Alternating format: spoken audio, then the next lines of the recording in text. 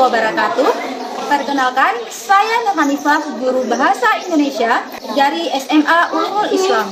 Pada saat ini, saya menjadi mahasiswa PPG kategori 1 gelombang 2 di Universitas Syekh Kuala. Pada hari ini, Senin tanggal 12 Juni 2023, saya siap melaksanakan ujian kinerja praktik pembelajaran saya dengan materi unsur pembangun cerpen dengan model problem based learning. Sekian, terima kasih.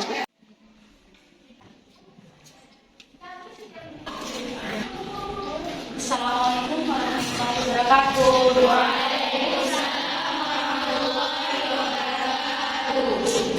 Untuk mengawali pembelajaran kita hari ini, ada baiknya kita berdoa terlebih dahulu.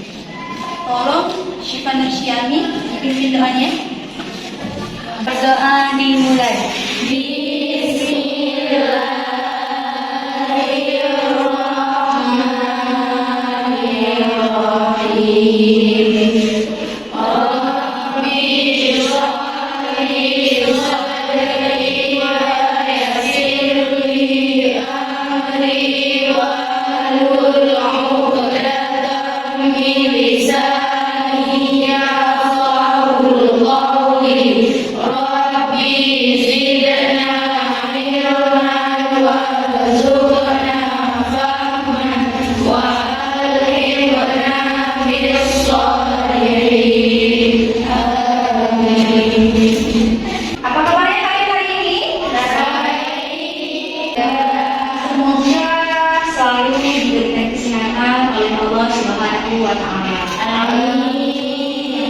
Sebelumnya ini cek pengajaran kalian terlebih dahulu. Kira-kira ada nggak kawan kalian yang tidak ada?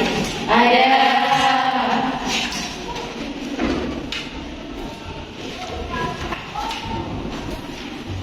Siapa? Nama saudara Reshul Munah.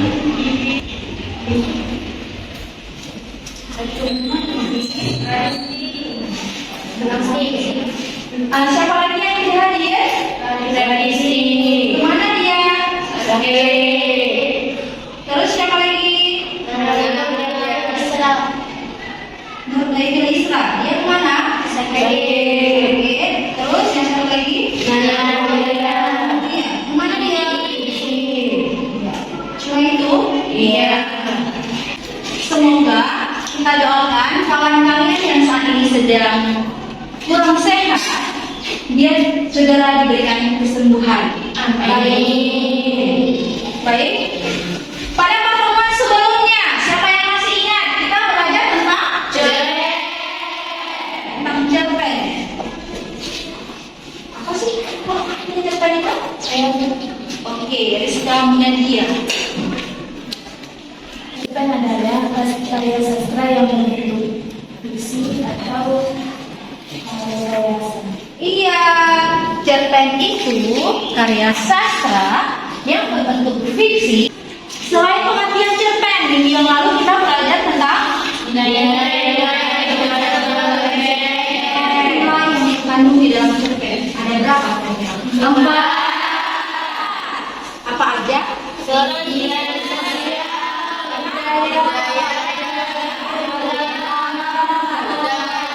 Nah, sekarang Ibu akan menampilkan satu gambar ilustrasi kepada kalian.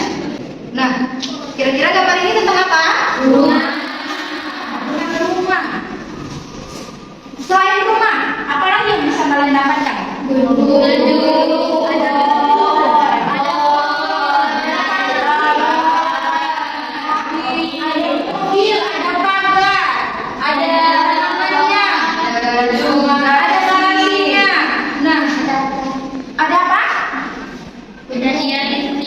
Ada tiang listriknya, karena nggak mungkin ya tanpa tiang listrik rumah itu akan nyala listriknya.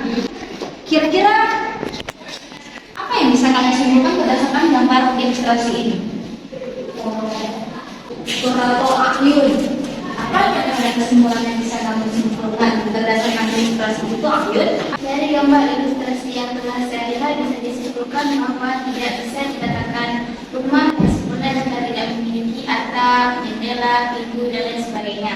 Begitupun dengan cerpen, tanpa usulan lengkap tidak bisa dikatakan menggunakan cerpen.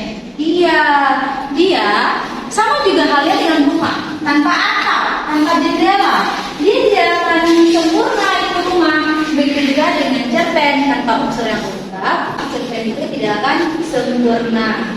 Nah, hari ini kita belajar tentang hal yang berkaitan dengan yang tadi telah disampaikan oleh kawan kalian, yaitu Qurratul A'yun.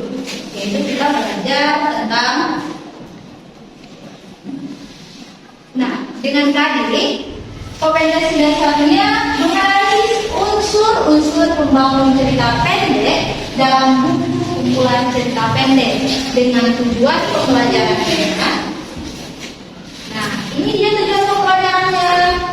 Melalui kegiatan pembelajaran menggunakan pendekatan saintifik dengan model pembelajaran problem based learning, peserta didik mampu menentukan dan menelaah unsur-unsur pembangun cerita pendek. Itu tujuan dari pembelajaran kita hari ini. Kira-kira unsur pembangun cerita pendek itu ada berapa? Dua. Pertama, unsur intrinsik, dan yang kedua ekstrinsik. Unsur apa aja tadi unsurnya?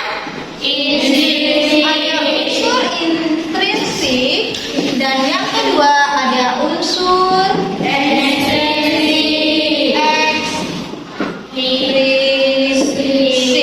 Dan khusus hari ini kita akan mempelajari unsur intrinsik terlebih dahulu. Unsur intrinsik itu ada berapa? 7. Ada 7. Yang pertama,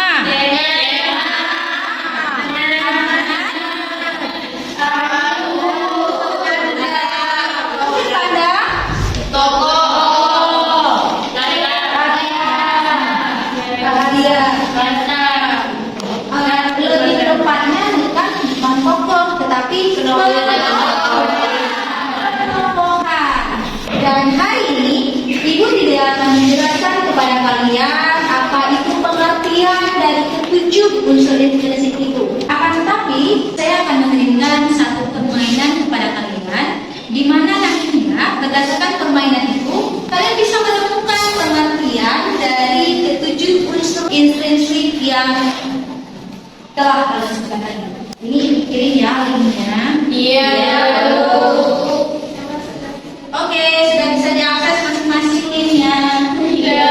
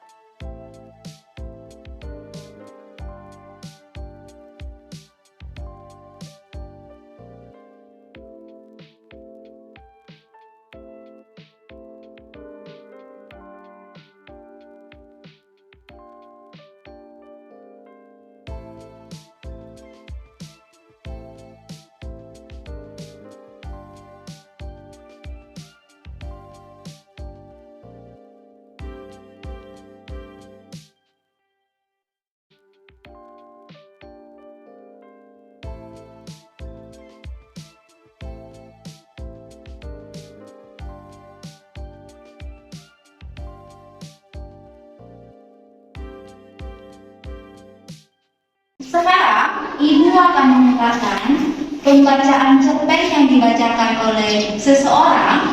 Tolong kalian dengarkan pembacaan cerpen ini, dan nantinya kita sama-sama mencari kira-kira nilai apa sih yang terkandung di dalam cerpen yang akan saya perdengarkan sekarang ini. Tolong disimak ya. Iya. Cemerlang. Begitulah jika aku diminta untuk menggambarkan tentang dirimu. Kamu yang cerdas, selalu bisa jadi pusat perhatian dan memanen pujian dimanapun kamu ditempatkan. Mungkin hal itu juga yang membuatku tertarik mendekatimu di awal perkenalan. Sebab kamu adalah sosok yang paling bersinar di antara kerumunan lalu lalang orang yang sibuk dengan urusan-urusannya masing-masing. Kamu berbeda dari yang lain. Aku begitu mengagumimu dulu. Aku bahkan terobsesi untuk menjadikanmu milikku. Kamu menyenangkan dan punya banyak hal menarik untuk dibicarakan. Aku sempat merasa yakin kalau hidup bersamamu mungkin akan terhindar dari kata bosan. Keyakinan itu makin bertambah ketika aku menemukan dirimu memiliki latar belakang dan kesenangan yang sama denganku. Setidaknya untuk beberapa bulan kedekatan kita. Untuk masa-masa penuh tawa dan keluh yang kita lalui bersama.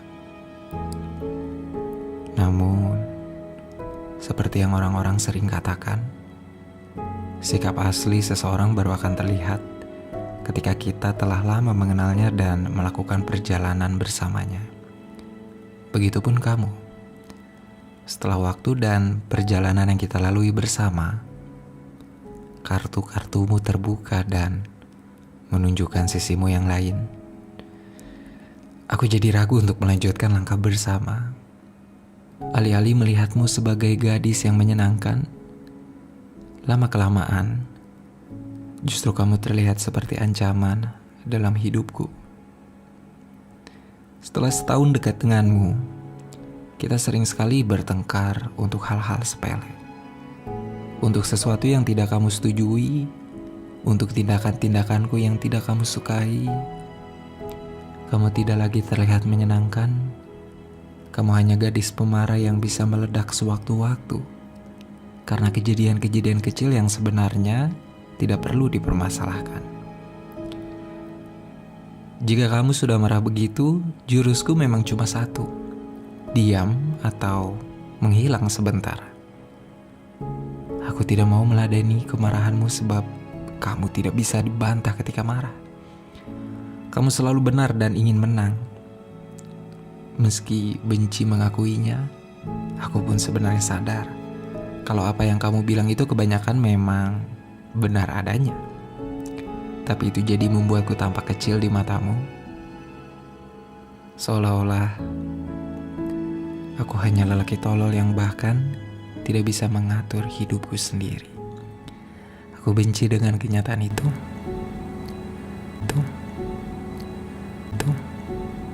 Baik, kira-kira tadi di cerita yang barusan kalian dengarkan itu lebih tepatnya mengisahkan tentang apa sih?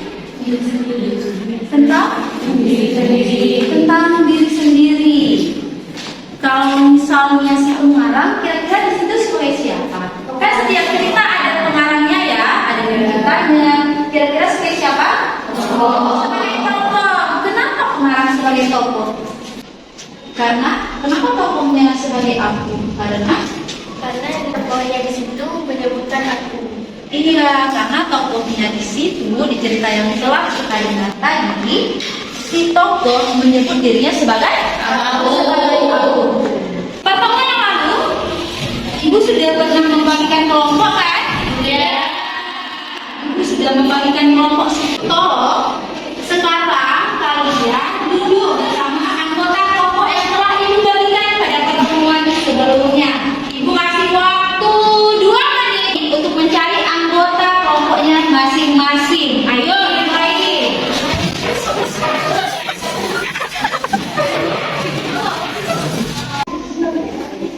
Sekarang ibu akan membagikan lembar kerja kepada kalian. Di sini ada cerita yang telah ibu siapkan, yaitu feedback. Tugas kalian cari cukup unsur intrinsipnya saja. Itu aja yang kalian cari. Karena tadi tujuan kita kalian bisa menganalisis, tentu disertai dengan pembuktian. Ya? Iya. Oke, nah ini ibu bagikan lembar kerjanya.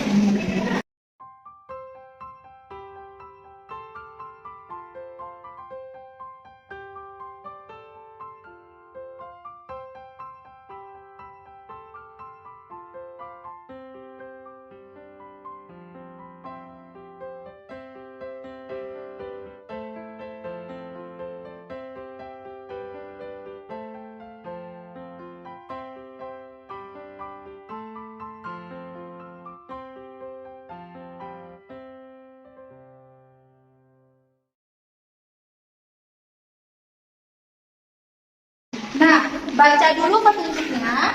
Terus setelah kalian baca petunjuknya, untuk mencari jawabannya kalian bisa membuka berbagai buku referensi. Ada buku cetak nggak yang telah dibagikan tadi? Bisa membuka buku cetak untuk mencari jawaban atas pertanyaan yang ada di lembar kerja kalian. Silakan kalian bekerja. Cakupan kelompok itu wilayah tadi kan di bermain game itu sudah menilai secara individu. Dan sekarang ini tugas kelompok, aktif atau tidaknya anggota kelompok itu menjadi penilaian. Sambil kalian bekerja, sambil menilai.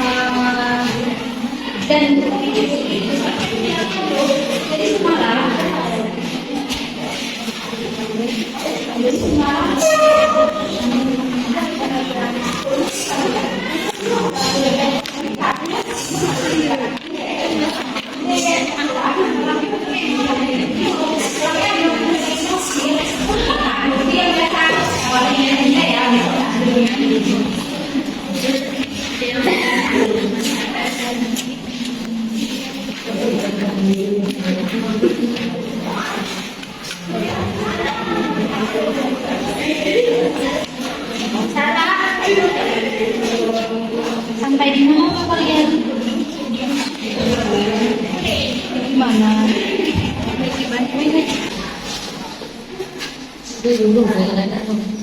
Sudah siap kalian? Belum. Ibu, Ya. kelompok kami kurang mengerti antara membedakan antagonis dan protagonis. Oh gini dia, kalau misalnya antagonis. Kalau di cerita itu apakah semua orang baik? Ya. Nah, ada tokoh jahat kan? Nah, antagonis itu dia tokoh jahat. Kalau protagonis kebalikannya apa kira-kira? Baik. Iya, berarti kalau penokohan itu dia jahat. Isinya berarti Antagonis. kalau misalnya baik, Protagonis. ya seperti itu. Hebat. Lanjutkan ya. Iya.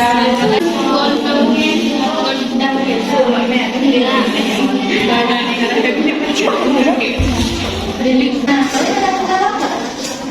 Ada siap. Oh ada kendala.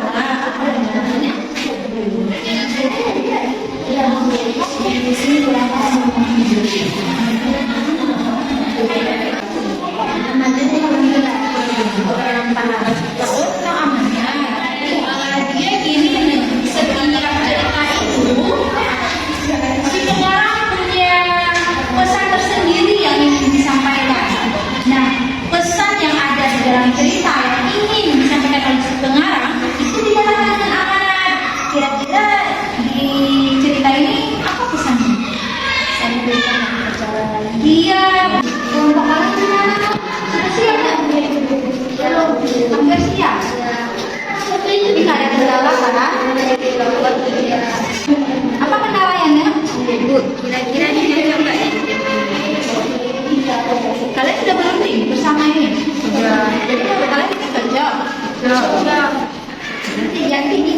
Setelah ini kan kita ada presentasi. Nah, presentasi itu nanti kalian sama-sama cocok atau tidak. Kita koalisi bersama. Kalau tidak kan. Bagaimana? Waktu pengerjaan lembar kerjanya sudah berakhir ini. Sudah siap kira-kira? Sudah. Siap untuk mempresentasikan ya? Iya. Sekarang masing-masing setiap kelompok maju ke depan untuk membacakan hasil penelitian yang telah kalian kerjakan. Ya, dimulai oleh kelompok. Iya, kelompok pertama.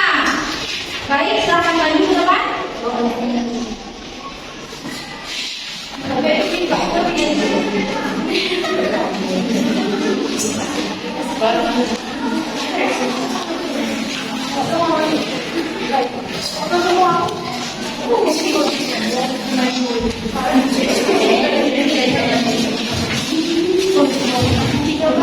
sama-sama sekarang kita mendengarkan. Assalamualaikum warahmatullahi wabarakatuh.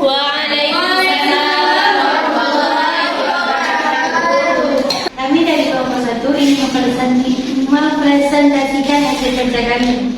Saya sendiri Syifa Nursyami. Saya Alhamdulillah. Saya Rizka Muskani. Saya Tamara Yesa. Saya Murtada.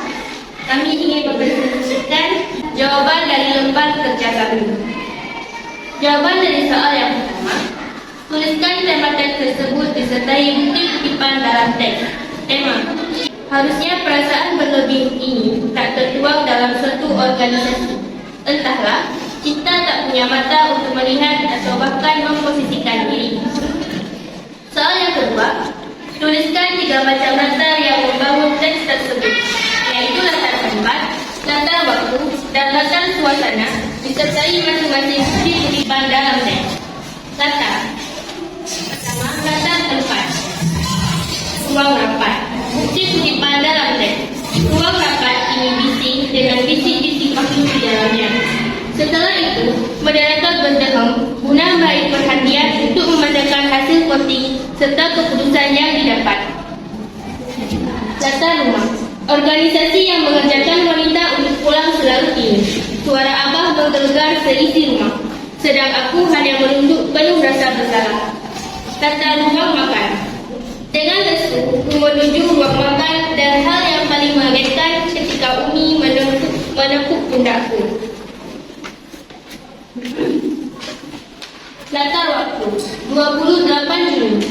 Bukti dalam teks 28 Juni, tepatnya besok pria jantan itu akan menyambangi rumahku. 3. Latar suasana. Bahagia, senang, penuh syukur. Subhanallah, betapa sempurna teka-teki dalam setiap narasi yang engkau gariskan. Biar memainkan narasi itu menjadi drama yang terjalani dengan rasa syukur. Yang ketiga, tuliskan tokoh dan perubahan yang ada dalam teks cerita tersebut. Tokoh Farel, perubahan protagonis. Rifa, perubahan protagonis. Syifa, perubahan protagonis. Gus Azmi, perubahan protagonis. Abah, perubahan protagonis. Emak, perubahan protagonis. Ibu Farel, perubahan protagonis.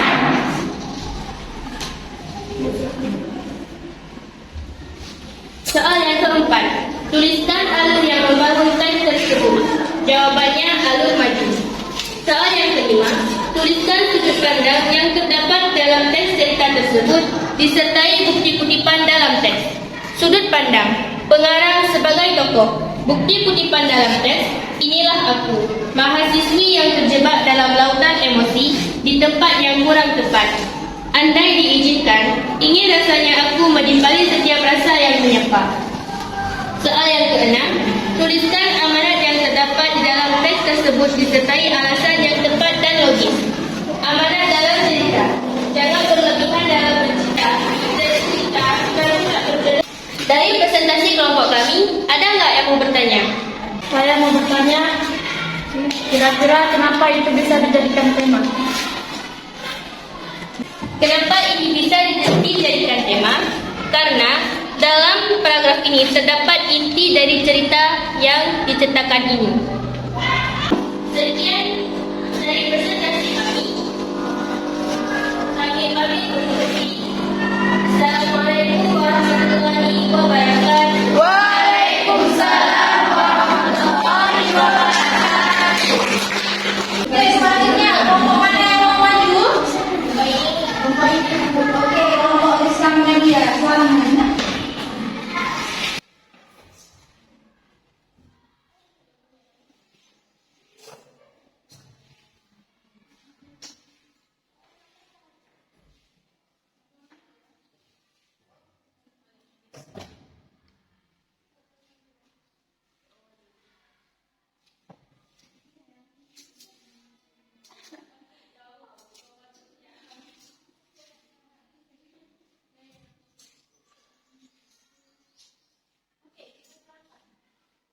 Assalamualaikum warahmatullahi wabarakatuh. Waalaikumsalam warahmatullahi wabarakatuh. Dananya yaitu kita tak beruntung. Bukti kutipan dalam teks. Harusnya perasaan berlebih ini tak terbuang dalam satu organisasi. Entahlah, cinta tak punya mata untuk melihat atau bahkan memposisikan diri. Tak terasa berakhir sudah proses pembelajaran kita hari ini. Sebelum kita akhiri pembelajaran kita, dari pembelajaran yang telah kita ikuti hari ini, apa yang bisa kita simpulkan?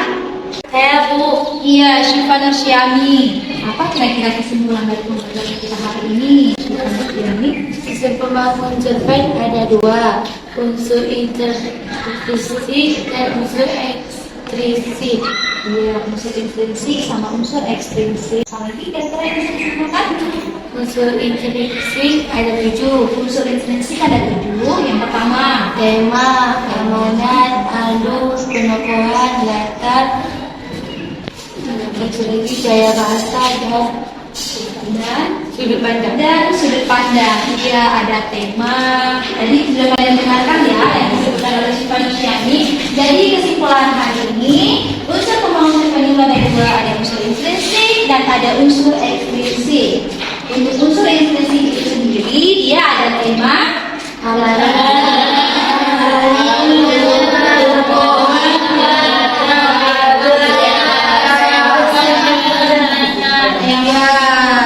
bagaimana kira-kira pembelajaran hari ini? Kenapa menyenangkan? Karena main game. Memang ya, rata-rata di zaman milenial ini kalau namanya game itu pasti senang ya. Iya.